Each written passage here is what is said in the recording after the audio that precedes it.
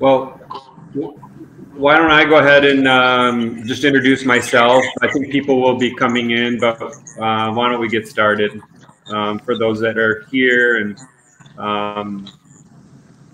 are joining, my name is Roger Gietzen, and I'm in the United States, and in the Great Lakes area in a state called Michigan. And we just had a 4-day training here, a very small training, and I'll let the other two folks introduce themselves here. Do you want to go first? Yeah, sure. Yeah, so my name's John Wright, and I also live in the U.S. in a state called Ohio. Yeah, and I'm just really interested in agriculture and into the permaculture movement and all that sort of stuff. So this was Syntropy was like an easy sidestep. So, yeah. Yeah, and my name is Kelly Clark, and I'm also from Ohio, near the Lake Erie, and have a small educational farm and do permaculture, and am excited about starting to practice some syntropic agriculture. And hey, how about Jimmy and Aurora? You introduce yourself here. At least on my screen, you're next in line.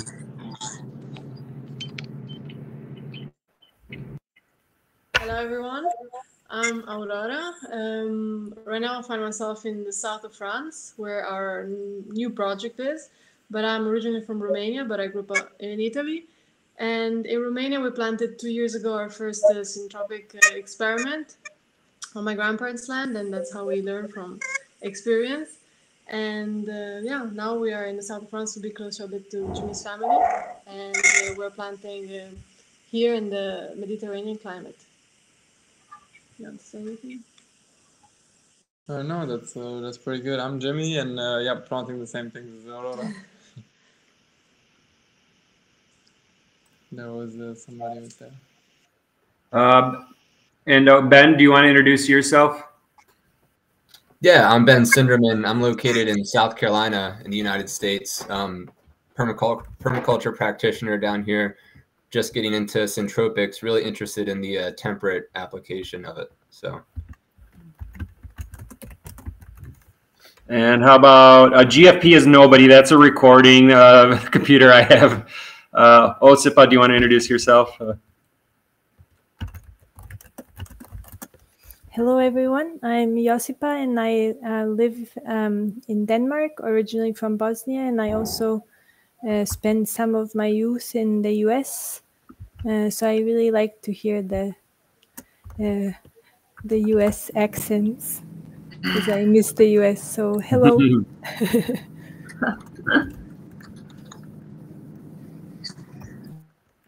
How about the next person? It looks like they're calling from a phone.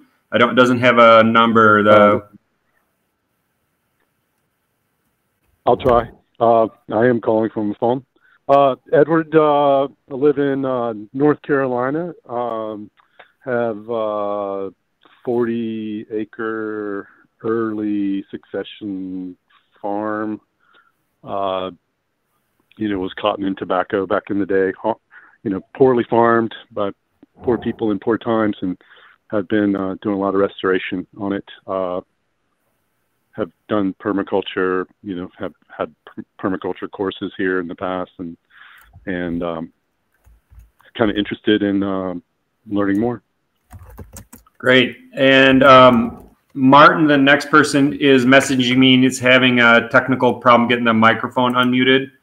So I will introduce him. We haven't met before, but according to his chat, he said he's from Colorado. And he bought a farm last year, and he's planning on planting some syntropic rows. So that's Martin.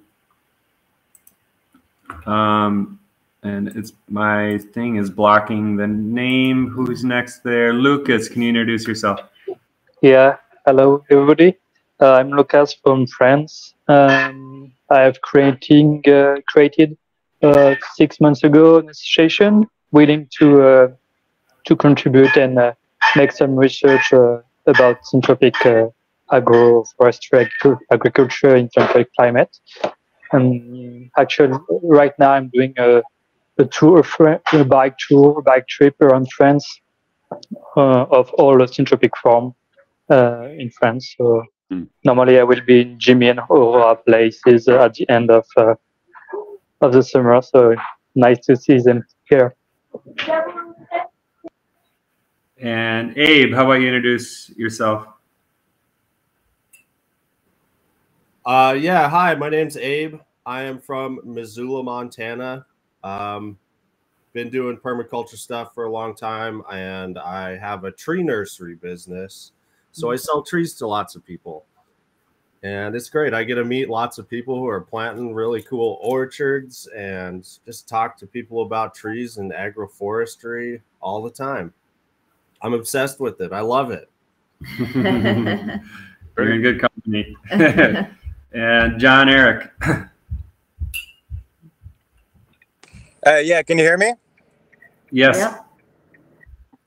Okay. Yeah, my name's John Eric. I own and operate Black Creek Farm and Nursery, also a tree, and we have about 40 acres, 20 acres of organic vegetables. And yeah, I started to change over some of my orchard areas to Syntropic systems in 2016. And so we're a few years in now, and still want to learn a lot more. We have so far to go. Whereabouts are you? New York, about 2 hours north of the city, actually. Okay, cool. So, yeah, so what we have planned for today, and I'll just explain a little bit about, I don't know if people know me or not, but I've learned most of my experiences with Syntropic have been tropical. Even though I live in Michigan, I have a nonprofit that operates primarily in Haiti. And within just a year of being there, I learned about Syntropic and started introducing it and trialing it, adapting it to the culture and to the area. And it's been opened me up to, a lot of cool people. And we have our primary, I have now a nonprofit called Global Freedom Project. And the primary activity we do is go to Haiti multiple times a year and hold workshops. And just over the last few years, I started trying it in Michigan, and I felt like this a year ago, I was able to access some land because I personally don't own property, and I planted a couple lines. And and this year I felt like I was qualified enough to have like a little workshop, and so that's how this all started. So we have some new people join. Frieder and Beatrice, want to introduce yourselves and just tell us where you're from? Hello, everybody. Hello. Yeah, I'm Frieder from Germany. I had several different experiences with Syntropic agroforestry in Germany, all on like a smaller scale. I built some small backyard system. In my parents' garden, we've been managing another system that was done in a course in central Germany. And yeah, that was kind of left alone. Yeah, we are living in Portugal now, and we are working in a project that has like a renovation of a hotel, and there's some more or less Syntropic landscaping around. And we have one grown Syntropic agroforestry, is like 60 months old and super huge, 5-6 meter tall eucalypts and peaches, figs, all fit like in an existing olive orchard. And yeah, we have some other projects going on in Ghana, in Senegal, in Spain, where we want to go this week. It's in probably next week. And there we planted an unirrigated Syntropic system, and yeah, We are living on this land here in Portugal, and just wanted to join you today. We don't know how long we're gonna be with you. Maybe we will have a meeting quite soon, but yeah, just wanted to see you guys. And yeah, we don't know what we can share from the Mediterranean. It's quite different, but yeah. And I'm Beatriz. I come from Brazil. There I also had a little bit of experience with Syntropic agroforestry, and I lived in Germany for around 18 months. There I met Frida, and yeah, this year, the beginning of this year, we came here to Portugal and be responsible for this project with the land and with Syntropic agroforestry. And yeah, it's very good, very nice to join you here, this meeting. Great. Glad everybody can join. So the format we have for today is we have 3 presenters, and it's Josipa, and then Jimmy and Aurora, and myself will be doing the presentations. Hopefully I was going to have Nicholas present, who has amazing work out in Washington State, but it didn't work out at the last moment for him. So you're stuck with with my presentation again for those who might have joined last year. So Josipa, can you see how to do the screen share? If you there should be like a little bar that pulls up at the bottom, and then there's like looks like an arrow in a screen. Yeah, I got that. And then click like full screen. I think it gives you an option. Yeah. Let me see how to do that. And then it should show us like your whole computer screen. Yeah, that's good. And then you can just, now you can do like view slideshow. Yeah. See it? Yep. Looks good. And you can make that full screen if you want. So this is the first time I'm using this free PowerPoint that's not Microsoft, and I have quite a hard time. I use it all the time. It's not there. If it was English, it would help me a lot. I think it's under presentation. Yeah, presentation. Presentation, maybe at the top.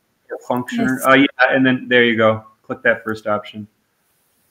Yeah, you're in. All right. Can you guys see it now and hear Yeah. me? Okay, I only see my presentation, but I guess that's fine. All right. Okay. Yeah, so I'm Josipa, and I've been living in Denmark for the last 12 years. I came here after doing my master's in Sweden. And in 2016, I went to Spain to one of Ernst Götzsch's courses. And that's kind of where I think the agroforest bug bit me. It was kind of like, because I've been really studying agriculture and wanting to figure out how can we grow food and not degrade the land or remove ecosystems. And I was dabbling in all kinds of stuff in market gardening and permaculture. And then I went over to forestry because I was like, we need trees. But then in forestry, it was the same. It's just a long term, especially in Denmark, it's plantations grown the same way as you would grow corn, but it's just the life cycle is a bit longer, several decades. And then I met Ernst, and it's just like clicked into place. Like we have to mimic the way nature does. But then I didn't really start practicing till a bit later. And I was trying to sell the idea to my forestry organization, and that was quite hard because they're very traditional forestry people. So in 2021, I kind of stopped my work, and kind of since then I've been trying to practice and learn the methods and the principles that Ernst Götzsch promotes. It was a long intro. But I have pictures and stuff on this Instagram. That's kind of the only way right now that I share. if I go to the next one, so I'm not able to go to the, here, okay. So I also live in the city and I don't have land. That's one of, so I found some leased land outside of Copenhagen on a public farm. And then I also work with a school on a school agroforest. So that's right now. So that's why I'm also a bit like, oh, I'm presenting and there's all these people that are farmers and have lots of land. So maybe next time we can get someone else. But I guess this is still experiences I can share. And I think starting small in the start is a good idea. So the land where I'm on, it's degraded pasture. It's just sheep, really just degrading. So it's like couch grass and that kind of stuff. And then the other area with the schools, it was a thistle field with very high thistles that we cut down and now we will plant. So I'm not removing the thistles. I want to work with them and see how it develops. And we have actually nice soil. It's sandy, kind of loam and normal pH, and we get about 600 millimeters rain per year. So we have people from South Carolina and France, and it's a bit different. You guys can grow much more fun things than I can, but you also can grow the things I can grow. So in that way, it works. But I have a small system that I planted in the fall of 21, and then almost the same size system that I planted a year later in 22, where Ernst came to my field and we worked together. And then the school agroforest, I don't plant line. I'm planting these circles and snakes because I want to make kind of these caves for the kids. Are you guys there? Yeah, I'm sorry. That's me trying to figure out how to switch from phone Okay. to iPad. I just thought that I got cut off. So that's kind of the things I've planted. And the main the things I'm trying out in the system on the public farm is walnut and apple, Saskatoon berries, plums, hazels, cherry, quince, pear. So it's kind of the very classical things you grow here, except for Saskatoon. That's a bit new, but there is a wild Saskatoon here that grows. And then I have honeyberries, blackberries, raspberries, blackcurrant, and Jostaberry, I think it's called also in English. Maybe that's Danish, I forget. And then I have also rhubarb, sage, and strawberries, lemon balm, and malva species that are also for production and consumption. And then, of course, all the other mother trees and support species. So if you guys maybe want to ask questions later about design and things, we can get into that. But here's some pictures from this year. It's so hard to photograph green things, but this in the middle is a quince. And after I did the summer pruning, I feel the quince just went like half a meter up. And then I have my first plums this year that are delicious. And I have lots of blackberries. And the blackberries are in a row with only mother trees, so I don't have production trees there. Then chestnuts from seed that are coming. So that's kind of the overall system. But if you, because Roger said we should do challenges and how we overcame them, so that's what I'm focusing on. So if you guys later want to have more about the system, I can answer any questions about that. But I think what I want to share first is this, for me, like I've had a discussion right now with Ernst, and is like, what is it that we're practicing? And for me, it's also a way of seeing. It's really a way of looking at the natural world in a very specific way. So what came up, this was in my Facebook feed. So it's a TV clip. So it's this year in July, we've had lots of rain. And so the slugs have been just eating everything, and there's news about the slugs. And so they had this TV clip, and it's the heading was "Danes construct their own killing weapons," and this lady in the coat is holding a slug, and the other lady with this stick in her hand is showing her weapon, and then they on TV like kill the slug. the stick has like a knife on the bottom that's sharp on the bottom, and she just like cuts the slug in half. And so it's like and it's very, people just find ways, how do we get rid of the slugs? And the slugs were also one of my main challenges and are also this year, especially in terms of growing vegetables. And when ants came to my field in 22, I was telling him all about the slugs, and I really had quite a big aversion to slugs because there was so much work done and they just eat it, and I replant, they eat it, and it was just hard. And then we're walking down the field and ants just says, oh, there's a slug just crossing where we're walking, and he just says, a beautiful animal. So it's this way of seeing, so because the slug has a function, and that's kind of our role when we grow like this, is to figure out how does it all, what is the function of everything, and how can we create the right management to go into balance. And it can be quite challenging. And there's things, because our ecosystems are so degraded, that are quite difficult. But for me, it's very significant. Like, we just have this very accepted notion to make TVs of just like massacring slugs on TV, and nobody really blinks an eye. So I just wanted to share that, because when also Anne said a beautiful animal, it also annoyed me because I didn't like the slugs, and I don't sometimes think they're beautiful, but it's a reminder to ask, like, what am I doing that this, like, what can I change so the slugs don't eat all of my food. And so the challenges I have had that I want to share is I had no land and no serious farming experiences. The biggest challenge was the growing of vegetables because of slugs, and also lack of presence. I can't be on my field all the time, and I think vegetables require that.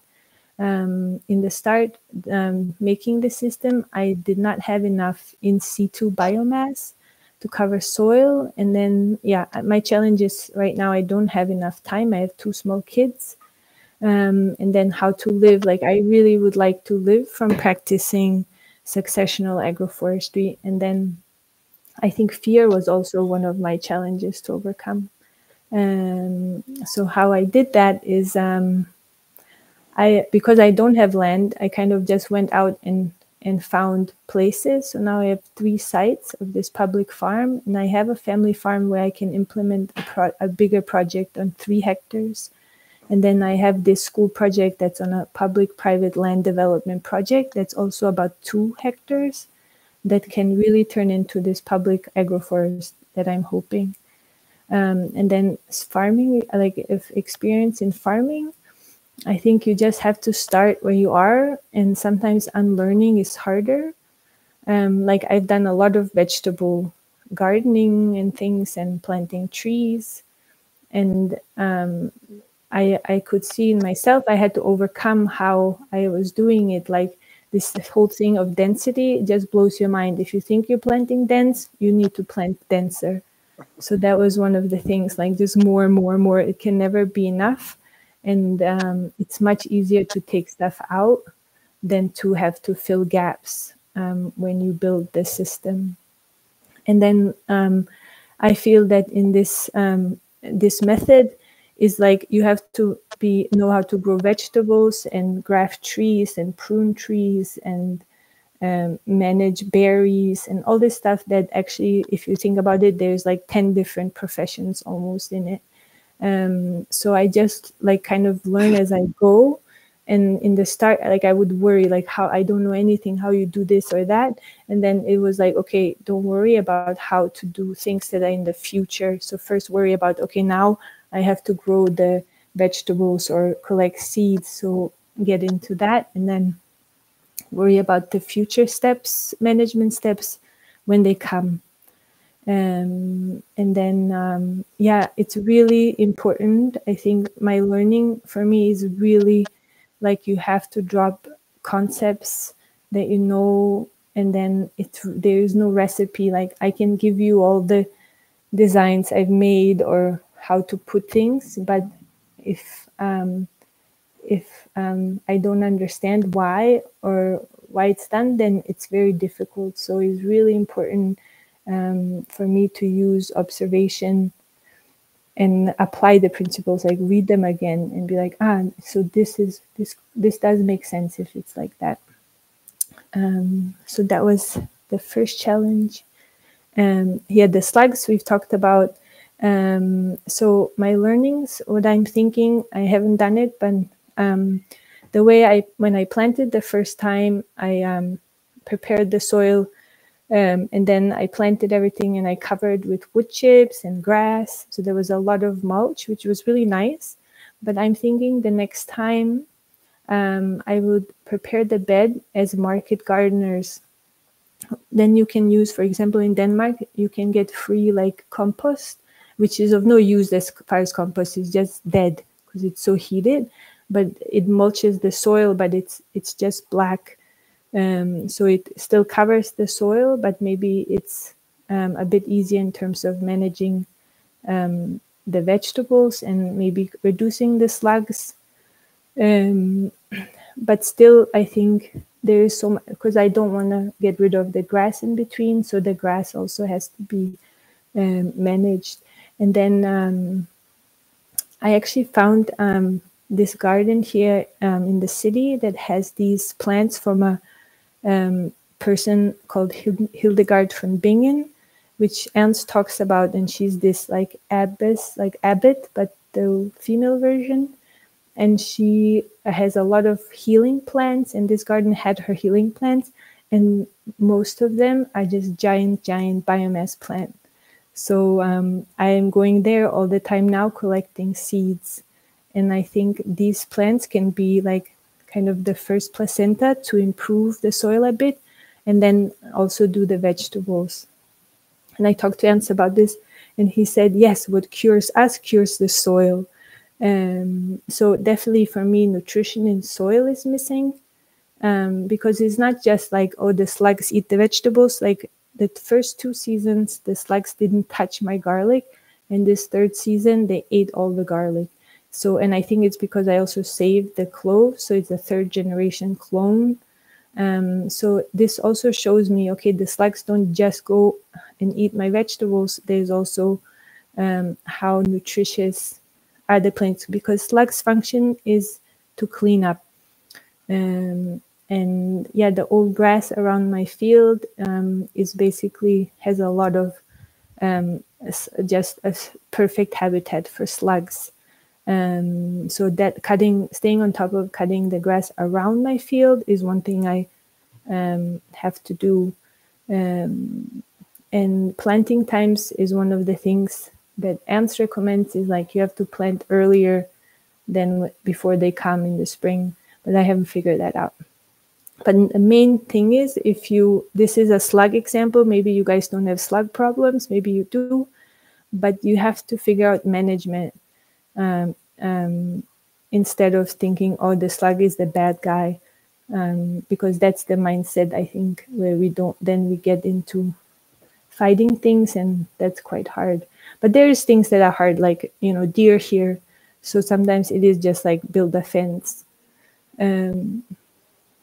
But about the deer in my system, the deer attack only the edge trees, the mother trees. They have not touched any of my fruit trees that are more grown with the other plants. So that's also quite interesting for me. Yeah, these are the big plants from the Hildegard garden. And this Artemisia absentium I've known about, and I'm making plants right now. It's on the right side. It's huge. Like now there's no scale, but it's like higher than me, and I'm 170 centimeters, 76. And this other one, I don't know. I've never seen it. This Inula helenium, but it's also very powerful. And so the other challenge is really like, how do we build a system that has enough, because the whole point is that you're not stealing from other places to make your place fertile. So how do you get enough biomass to cover soil in the start? on this public farm, I have access to spoiled hay from, like, because they have animals. I don't have good experience with straw. Straw gets moved around by animals and wind, and then it actually killed some of my grass rows one of the seasons. And then for me, the learning was also that I pushed the system too much. I put so many vegetable rows in the start. And I think one of the vegetable rows should have just been a row with very strong plants, like biomass plants that I could cut and use to cover soil and get the dynamics going. And really, like, the other thing is to look around what's growing. Like on my field, there was comfrey growing right up the field, and also this other plant called garlic mustard. And the comfrey is so easy. You just take the roots and you stick them in the ground, and they come and they grow very, very strong, very big.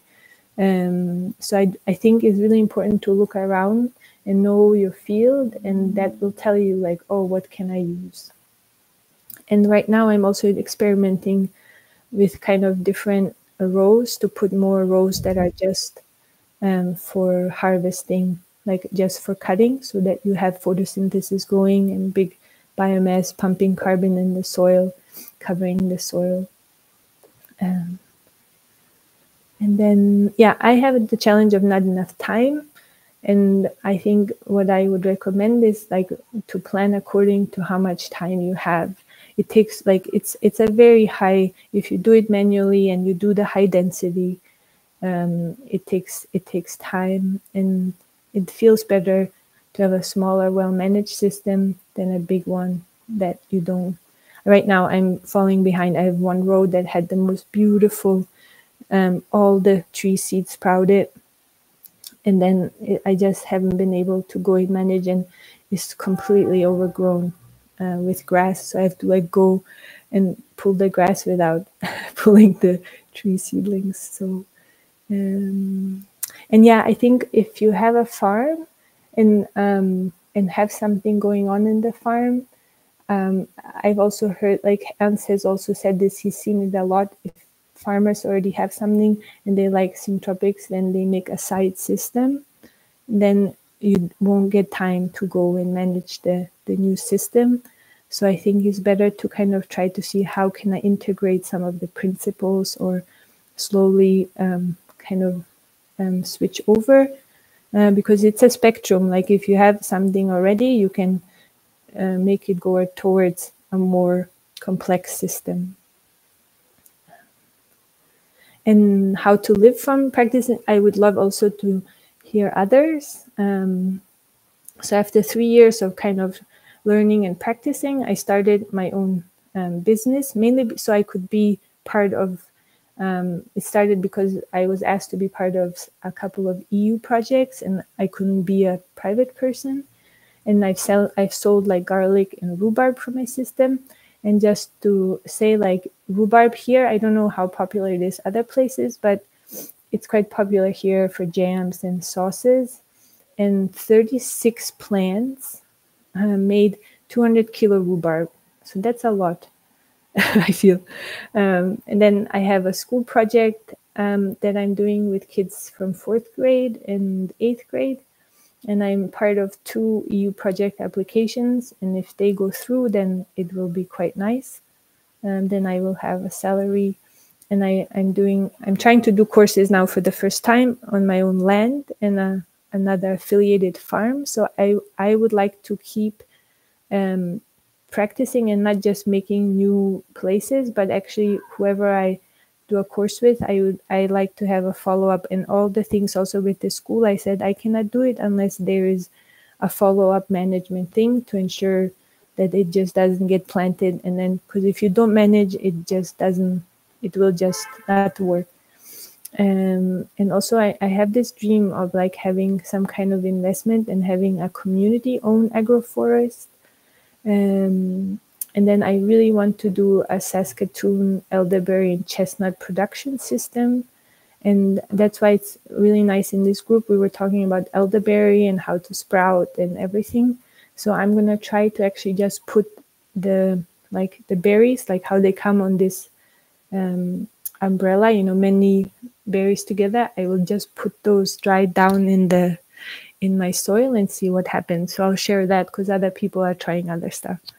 So for me, it would really be the dream of having a forest on my own land with community around. And I think growing your own food is like really one of the the biggest things, because today we don't know what's in food, even organic food. And this thing about, yeah, I think it will be nice to see this multiplying. And people always say, how do you scale? How do you scale? And I think that it's about multiplication. We're all different and we can do different things. We want to do different things. So it's about applying it. And for example, people that have a lot of land, they can be creative in applying the principles to that to make bigger systems. Or so it's all, I think it should be our creativity should be part of this. Yeah, and then fear, I think you just do it despite feeling fear. Maybe nobody's fearful here, but I'm very spazzy. For me, it took a long time to trust this inner knowing. I think there's so much outside where I think, oh, these people are the experts, we should ask them. And I really, like, this helped me a lot to overcome and think like, oh, I know stuff, or I can follow this, this intuition, or what you want to call it. And then I really check against the principle. I observe a lot. Wherever I go, I see plants, I observe and think about it. And then even if expert knowledge says something else, it's okay to try.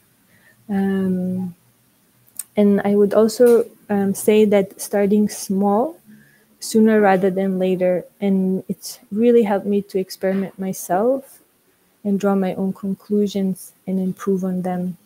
Because once you've just seen it and done it for a couple of seasons, so many things make sense. And then I think it's really nice to have a community of practitioners where we just share our experience. I think it's very valuable. So that was my presentation. And any questions? I don't know how you do it, Roger, now or after. And then, yeah, I would really like to have some of these meetups online.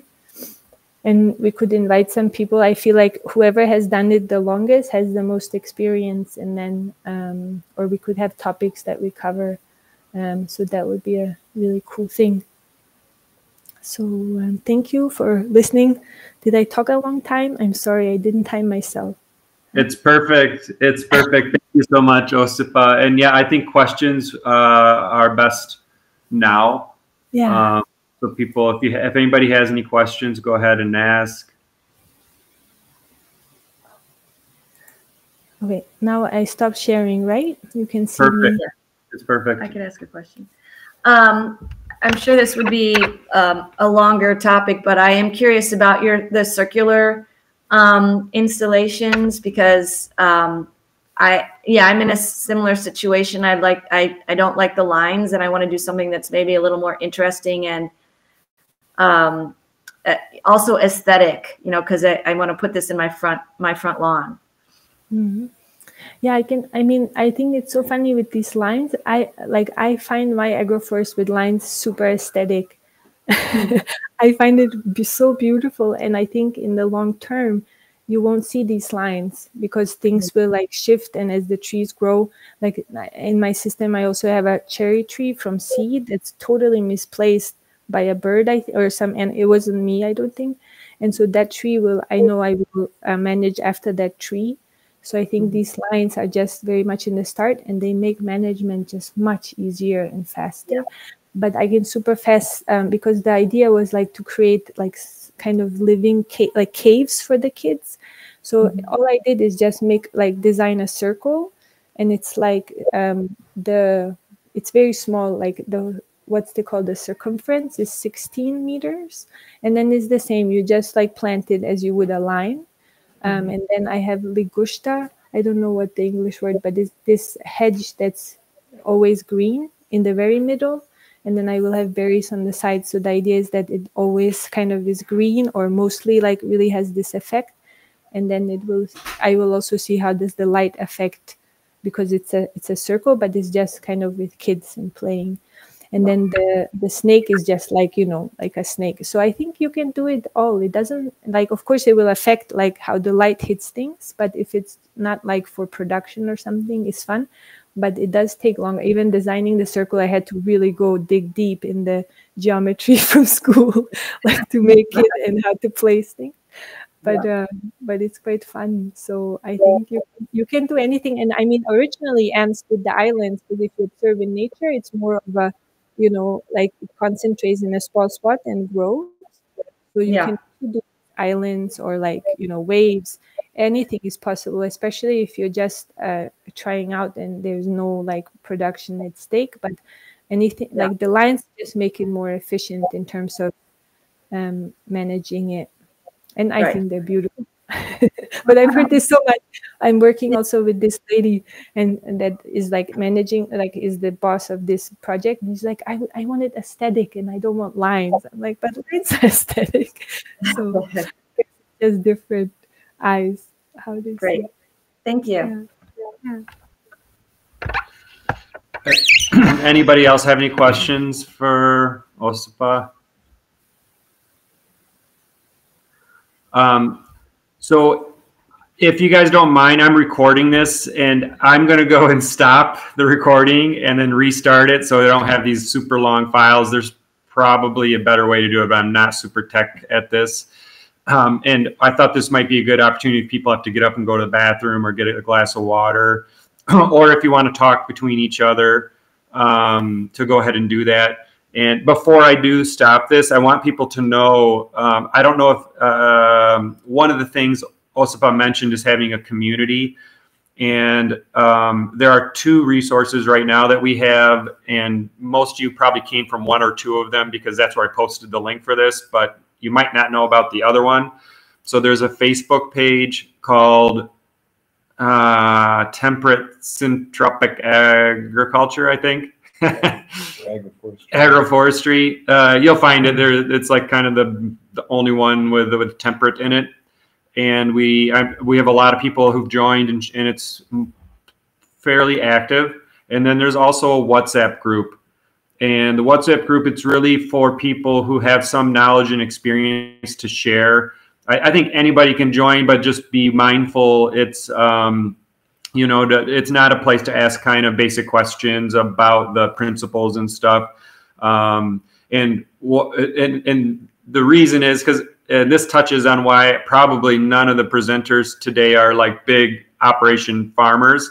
It's what I find is those people don't have time. The people who have the most knowledge, who are the most expert, they're the hardest ones to get right in front of. So there are some people like that in that group. And so we try to, I want it to be active. I want people to feel open to ask questions, but also be kind of mindful. And you can message me directly later and or anybody who's in the group can add another person to that WhatsApp group.